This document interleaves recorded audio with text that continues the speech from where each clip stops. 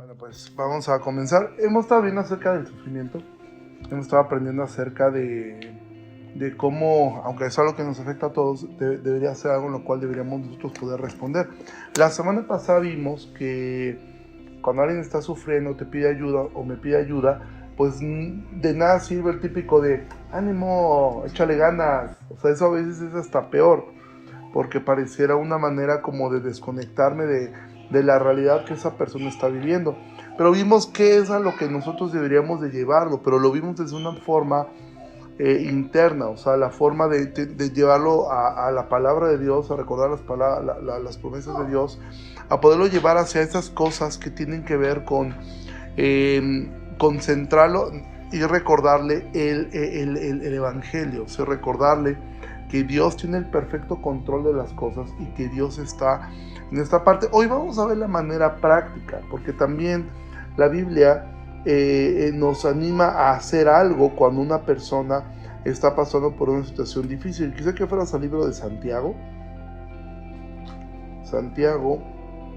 al capítulo 2. Dice que si tu hermano entra... Ah, sí, ya. No, está en el 2. Si alguien puede leer versículo 15 al 17. Alguien no puede leer, por favor. Y si un hermano o una hermana están desnudos y tienen necesidad del mantenimiento de cada día, y alguno de vosotros les dice: id en paz, calentaos y saciaos, pero no le dais las cosas que son necesarias para el cuerpo, ¿de qué aprovecha? 17. Así también la fe, si no tiene obras, es muerta en sí misma. Ok, entonces aquí está diciendo Santiago, o sea, si tu hermano tiene una necesidad, o sea, puedo pensar, o sea, está sufriendo y tú simplemente le dices así como, pues chido, ¿no? O sea, te va a ir bien, échale ganas, no pasa nada. Entonces dice que entonces la fe sin obras es fe muerta. O sea, al final del día lo que nosotros hacemos, si tú le dices, vete en paz, mira, tienes frío, pues abrígate, no, tienes hambre, pues come, no, o sea, es como que tienes hambre, pues come, pues ¿qué pasa? Dice, pero no le das las cosas que son necesarias de que aprovechará. Ahora, aquí es donde yo me quiero centrar en lo que es la ayuda a una persona, porque aquí me llama la atención una palabra. Dice, no le da las cosas que son, ¿qué? Necesarias. Hay cosas que son necesidades y hay gente que se va a acercar a ti pidiéndote para necedades, ¿sí? Entonces tenemos que mirar que una necedad no es como que algo que no puedas hacer, pero no es algo en lo cual tú estás obligado a apoyar, ¿sí? Pongo una ilustración, por ejemplo, Anel a mí me ha apoyado a poder de repente adquirir algunas cosas, ¿sí? Que realmente no son necesidades, ¿sí? Pero evidentemente ella como que me apoya, bueno, ahí está, te puedo apoyar con esto, pagarlo con la tarjeta y pagarlo poco a poco. Pero no son necesidades, ¿sí? O sea, no son cosas en las cuales sin esto no como. Sin embargo, cuando hablamos de necesidades, ¿en qué pensamos? O sea, ¿qué es una necesidad? Comida, ¿qué más? Abrigo, ¿qué más? Medicamentos, ¿sí? Un hogar. Entonces, cuando nosotros miramos, debemos entender que lo que nos motiva a ayudar a una persona que está pasando por un momento difícil es que amamos. O sea, Jesús nos dijo que debemos amarnos como Él nos amó a nosotros. Entonces, en ese sentido, nosotros ayudamos a las demás personas porque el amor cristiano, el amor del cual la Biblia nos habla, nosotros lo mostramos a otras personas de esta forma. Eso es lo que a nosotros nos está motivando. Ahora, ¿a quiénes deberíamos de amar nosotros? Pregunta. A todos. Aún la Biblia nos dice que amemos. ¿Vienes de acá o allá? Que amemos aún a nuestros enemigos. La Biblia dice que si tu enemigo tiene hambre, dale de comer, ¿sí? Entonces, ¿qué es lo que a nosotros nos inspira a ayudar a una persona es el amor. Ahora, aquí hay otro principio, ¿sí? ¿A quién ayudar? Y esto es algo que yo creo que es muy importante de poder entender, que es algo que se llama proximidad moral, ¿sí? ¿Qué es la proximidad moral? Voy a ponerte una ilustración. Imagina que tú tienes la capacidad de poder ayudar a una persona y de repente viene un amigo tuyo y te dice, tu amigo vive frente a tu casa y tu amigo realmente tiene una necesidad, es una necesidad muy importante. Vamos a pensar en una necesidad de salud, tiene una necesidad, pero en ese mismo momento también te habla tu papá, que vive a un día de distancia de ti. ¿A quién deberías ayudar? Si solamente tienes la capacidad de ayudar a una persona, ¿a quién? A tu padre. ¿Por qué? Porque eso se llama proximidad moral. No ayudamos solamente a las personas que están próximas a nosotros en cuestión de distancia, sino una proximidad moral. ¿Por qué? Porque muchas veces es más fácil ayudar a personas desconocidas que ayudar a los propios. Es más fácil ayudar. ¿Por qué? Porque te puedes redituar de mejor forma. Es decir, si yo ayudo quizá a un amigo, a una persona que está cerca, pues él me va a hacer quedar bien con otros. Pero ayudar a mi papá, ayudar a mi mamá, ya eso ya no me es tan significativo. Entonces, a veces nosotros podemos tener esa tendencia, como dice la frase, que hay gente que es candil de la calle, oscuridad de su casa, ¿sí? Entonces, ¿cómo ayudamos? Ayudamos primeramente, ¿sí? Ahora quiero que alguien pueda leer, por favor, Gálatas 6:10, por favor. Gálatas 6:10. Así que, según tengamos oportunidad, hagamos bien a todos, y mayormente a los de la familia de la fe. Ok. Entonces la Biblia dice, según tengamos oportunidad, ayudemos a todos, ¿sí? Pero, ¿qué dice? A los de la familia de la fe. Obviamente, antes de la familia de la fe está tu familia de sangre. Ahora hay que entender la diferencia entre familia y familiares, ¿sí? La familia es tus padres, ¿sí? Y tus padres, y bueno, los que están casados es tu esposo y tus hijos y tus padres. Esa es tu familia. De ahí en fuera tus hermanos, tus sobrinos, tus tíos, tus primos, son tus familiares. Ellos ya no están en una proximidad moral, encima quizá, probablemente a lo mejor hasta de un amigo, ¿sí? ¿Por qué? O de una persona que comparte tu misma fe. Entonces, esto no quiere decir que ignoramos a las demás personas, esto no quiere decir que entonces no ayudo a los demás. Pero si yo ayudo a una persona, es porque yo he logrado ayudar primero a las personas con las que tengo una proximidad moral. Yo no podría ayudar a una persona, en mi caso, a decir, estoy ayudando a una persona económicamente, si yo no estoy ayudando a mi madre. A lo mejor a mí me reditúa más ayudar a un desconocido porque la iglesia lo puede ver. Miren, el pastor, qué buena onda.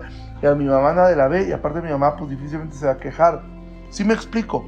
Entonces, si ayudamos, pero primer cosa, ayudamos a las necesidades de una persona, no a sus necedades.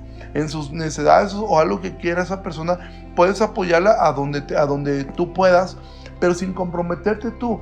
Donde sí estamos nosotros con una responsabilidad de ayudar a una persona que está sufriendo es en un asunto de necesidad, y eso nos lleva al otro punto, ¿sí? Que es la necesidad que una persona tiene. Entonces tenemos que mirar que hay distintos grados de necesidad que una persona está que una persona puede estar pasando. Son distintos grados de necesidad. O sea, no es lo mismo una persona que llega, pues acá. Hay más sillones también. Y hay más sillones, hay más sillas. No es lo mismo una necesidad de una persona que te está diciendo, oye, es que tengo una necesidad, me enfermé de gripa y no tengo para comprar medicamento, a una persona que te está diciendo, no tengo para comer, ¿sí? O sea, obviamente, pues, no podemos ayudar a todas las personas que están sufriendo.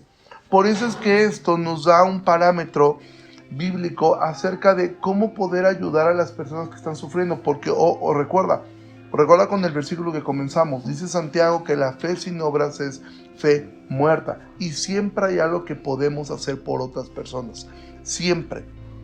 A lo mejor no está en tus manos, pero a lo mejor conoces a alguien que pudiera ayudar a esa persona, ¿sí? Entonces nunca cerremos nuestros corazones a decir, no es mi problema, pues allá él sabrá o ella sabrá cómo salir de ese problema. Tenemos que aprender a lograr invertir nuestra vida, a veces nuestros recursos, para poder ayudar, ¿sí?, a otras personas que están sufriendo, ¿sí? Y recuerda, ¿cuál es la primera necesidad de una persona? Bueno, espiritualmente, ¿no? Pues la necesidad primaria de cualquier ser humano, comer. ¿cuál es? Vestido, comer. Más allá de todo, o sea, arriba de eso, ¿cuál es la necesidad primaria? O sea, Salvación. exactamente, Ajá. salvar, ser salvo.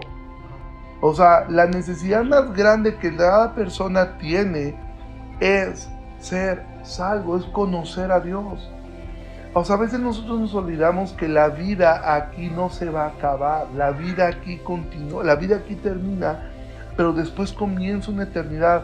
Algo que una vez escuchaba yo a Claudio comentar acerca de un libro que se llama Cuando ayudar hace daño. Y es un libro que trata de eso. O sea, muchas veces por ayudar a una persona le estamos haciendo daño. Imagina una persona que está con problemas, no sé, tiene problemas de droga, ¿no? Y tú le estás ayudando cada que te está pidiendo dinero porque dice que no tiene para comer. Sí, es una necesidad primaria. Pero él tiene un problema con su adicción. Entonces, si tú no le ayudas primero con eso, tú lo vas a estar hundiendo cada vez más. Entonces, lo primero que nosotros debemos tener claro en la vida es poder entender la necesidad primaria de una persona es su salvación. Es que tú puedas hablarle acerca de este Dios de amor que vino a morir por nosotros, que vino a dar su vida por nosotros, que nos ama, porque esa es su mayor necesidad. Cuando la gente viene a veces conmigo con problemas, ¿sabes qué? Estoy pasando por un divorcio, estoy pasando por una situación difícil. Claro que lo escucho, claro que le hago, claro que lo trato o los trato de ayudar, pero siempre los llevo a esto. Tú tienes una necesidad más grande que tu matrimonio. Tú tienes una necesidad más grande que poder sanar. Tú tienes una necesidad más grande que esto. Esa es tu salvación. Esto, por ejemplo, era difícil de repente, antes de la pandemia. Nosotros íbamos a visitar la cárcel, íbamos con él, y la gente ahí está sufriendo y está con mucha necesidad. Y obviamente en cuanto llegas ahí a Pacho Viejo, se te acerca toda esta gente queriéndote vender algo, queriéndote convencer de que ellos están ahí por un error, queriéndote pedir dinero, pero es difícil hacerles ver que la mayor necesidad que ellos tienen ni siquiera es la libertad. La mayor necesidad que ellos tienen es la de conocer a Dios. Si tú y yo no llevamos a las personas a esto, realmente no estamos ayudándoles de mucho. ¿Por qué? Porque tú puedes, y con esta historia termino. Vamos al libro, déjame ahorita checar. Vamos al libro de Mateo 12, 43. Mateo 12, 43. Si alguien lo tiene, por favor lo puede leer. Cuando el espíritu inmundo sale del hombre, anda por lugares secos, Sigue. buscando reposo y no lo halla. Sigue leyendo hasta... Entonces dice, volveré a mi casa de donde salí, y cuando llega, la halla desocupada 45. y adornada.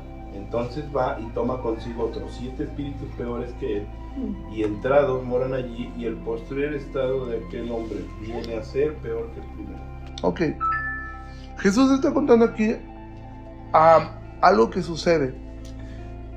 Dice, cuando un espíritu sale del hombre, anda por lugares secos buscando reposo y no lo halla. Entonces dice, volveré a mi casa de donde salí, y cuando llega la halla desocupada, barrida y adornada, ¿sí? Entonces va y toma consigo otros 7 espíritus peores que él, entrados moran allí, y el postrer estado de aquel hombre viene a ser peor que el primero. Dice, así también acontecerá a esta mala generación. ¿A qué se refiere Jesús con esto? Jesús lo que está diciendo es que imagina una persona que está siendo manipulada por el diablo, ¿sí? Está siendo, Sara, te habla tu papá. Sara. Está siendo manipulada por el diablo, ¿sí? Entonces, ese espíritu se va, pero dice que después se encuentra la casa ordenada vacía. Y entonces dice que viene con 7 espíritus peores. Uno podría pensar esto. Imagina a esa persona. ¿Tú cómo te la imaginas ahora con 7 espíritus peores? O sea, físicamente. Imagina a un drogadicto. Tenía un demonio. Se va el demonio. Ahora regresa. Alguien le habló a ese drogadicto. Lo metió a un centro de rehabilitación. Lo ayudó a terminar una carrera. Ahora es un empresario. Y ahora dice la Biblia que él tiene 7 demonios que lo van a hacer peor. ¿Cómo te imaginas que va a ser la vida de esa persona ahora? O sea, ¿cómo va a ser, cómo sería su comportamiento? Desenfrenado, loco. Uh-huh. Nuestra tendencia es a pensar eso. La realidad es que Jesús no dice que la casa la vuelven a desordenar. Lo que Jesús está diciendo es, al diablo no le importa si tú te vas al infierno, millonario, rico, próspero y con la vida que tú quisiste y soñaste, si eso te aleja de Dios. Entonces, para el diablo no es un problema decir, mira, le ordenaron la casa, alguien lo ayudó, cuando estaba sufriendo lo ayudó a salir de su problema, pero nunca le habló de Dios. Por eso es que la casa simplemente se ordenó, pero estaba vacía. Porque lo único que hicieron fue volver a una persona moralmente correcta, pero nunca le enseñaron a buscar a Dios. Y para el diablo eso es, alguien decía alguna vez, John MacArthur dice, si Dios le permitía a Satanás gobernar el mundo, gobernarlo completamente, lo más probable es que en el mundo no habría drogadicción, no habría problemas, no habría guerras, no habría hambrunas, sería un mundo perfecto prácticamente. ¿Por qué? Porque al diablo no le importa tanto que esta vida sea difícil, si logra llevar a la gente al infierno.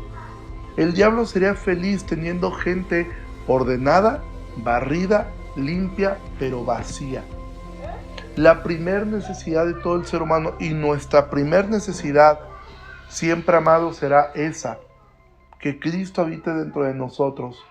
No somos cristianos para ser personas moralmente correctas. Somos cristianos por la sencilla razón que nosotros entendemos que tenemos una necesidad muy grande de Dios, y esa necesidad es la que nos lleva a hablar la verdad, ¿sí? Y termino con esta cita. Dice un pastor, el problema no es a quién podemos o no servir, sino servir donde exista la necesidad. No debemos limitar quiénes pueden ser nuestros prójimos, más bien debemos ser prójimos de aquellos cuyas necesidades podemos satisfacer.